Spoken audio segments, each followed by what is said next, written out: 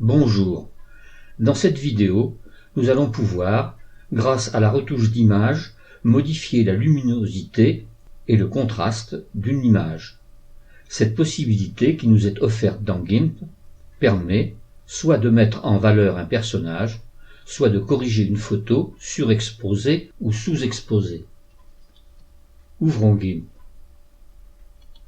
Commençons par créer une copie de cette image. Nous allons travailler sur la copie. Allons dans Couleurs et cliquons sur Luminosité contraste. Une nouvelle fenêtre vient de s'ouvrir. Nous avons ici deux curseurs, un curseur pour la luminosité et un curseur pour le contraste. Observons d'abord le curseur luminosité. Si nous allons sur la gauche, nous allons assombrir l'image. Si nous allons vers la droite, nous allons plutôt l'éclaircir. Idem pour le contraste. Si nous bougeons le curseur vers la gauche, nous allons modifier le contraste, nous allons l'affaiblir, et sinon, au contraire, nous allons l'augmenter lorsque nous allons aller vers la droite. À chaque fois que nous faisons une modification de la luminosité et du contraste, si nous validons, ceci va se mettre dans la partie présélection. Retournons voir, couleur, luminosité, contraste. Si nous ouvrons sur présélection, nous voyons que, effectivement, la luminosité et le contraste ont été pris en compte. Si nous souhaitons le retrouver, il nous suffit de cliquer sur cette partie-là et nous avons la possibilité de retrouver intégralement la luminosité et le contraste qui a été précédemment défini.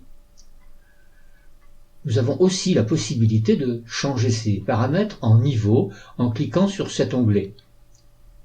Ici, nous avons une nouvelle fenêtre qui s'ouvre et là, nous avons des petits triangles qui nous permettent de modifier les parties claires, les parties moyennes et les parties foncées de l'image. Bougeons-le, nous allons voir effectivement l'image modifiée. Nous pouvons également jouer sur les teintes moyennes, ici. Nous pouvons également jouer sur les teintes foncées.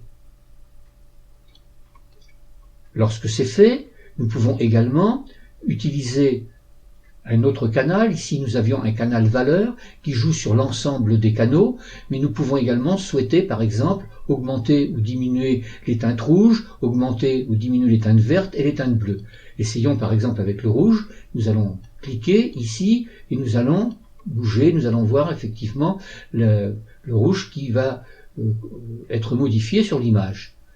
À nous, bien entendu, de faire des essais, de voir ce qui nous convient au niveau du réglage. Voyez-vous, ici, là, nous forçons vraiment sur le rouge.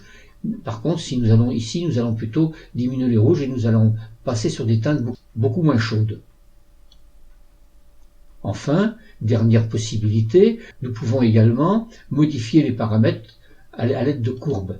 Et ceci permet d'avoir des modifications beaucoup plus sensibles. Cliquons ici par exemple et nous allons à nouveau pouvoir activer les modifications. Donc il ne nous reste plus qu'à faire des essais pour obtenir l'essai souhaité.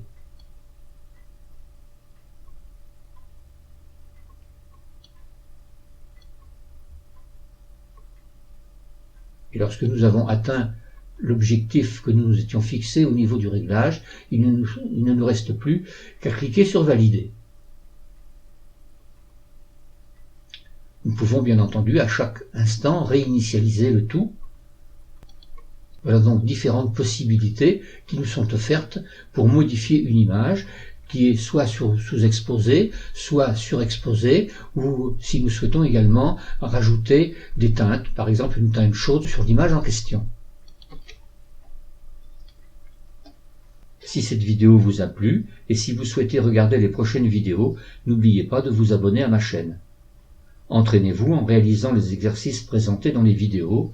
Vous pourrez ainsi progresser rapidement dans la maîtrise du logiciel GIMP.